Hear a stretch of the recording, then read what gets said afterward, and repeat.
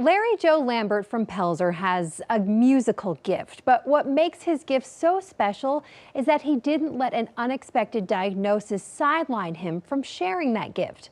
WIFF News 4 photojournalist Chip Baisden has his story. I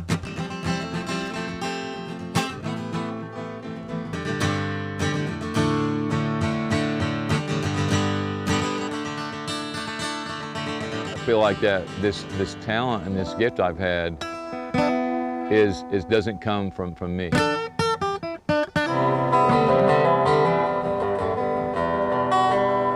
There's a verse that says, "My bell's been rung, but it's never dinged. You keep on ringing that thing, I'm going to scream."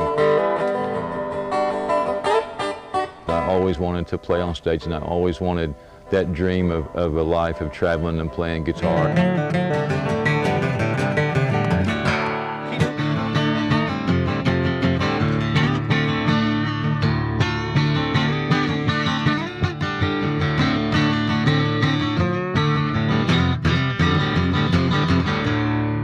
I began buying records and tapes in the 70s. I was a huge fan of Jackson Browne. Leonard Skinner and Gregg Allman and Duane Allman were probably my biggest influences on my guitar playing.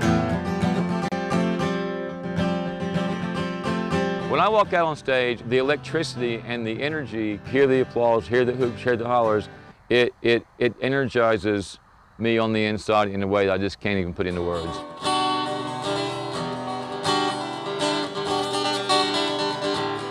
I'm a person of faith, and I never saw myself as a guitar player before I lost my vision.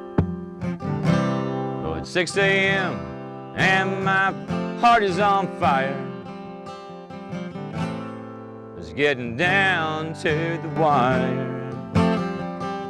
My name is Larry Joe Lambert, and I've been visually impaired and blind since the winter of 1978. Yep, straight ahead. I was being looked at. Ohio State used to come to my school, was the Ironton Fighting Tigers in Ironton, Ohio. The late Woody Hayes saw me play. I was a sophomore, and I know for a fact that he said, "That young man has a lot of promise. I want to keep an eye on him.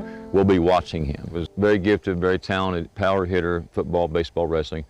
And I couldn't hit anything that day in practice. I mean, nothing. And the coach threw 50 to 100 pitches, and he knew that there was something wrong. And I noticed in the center of vision of the right eye, a blurry spot about the size of the palm of a man's hand, a circular spot. And there was a tumor discovered roughly the size of a large orange on my optic nerves on the base of my brain.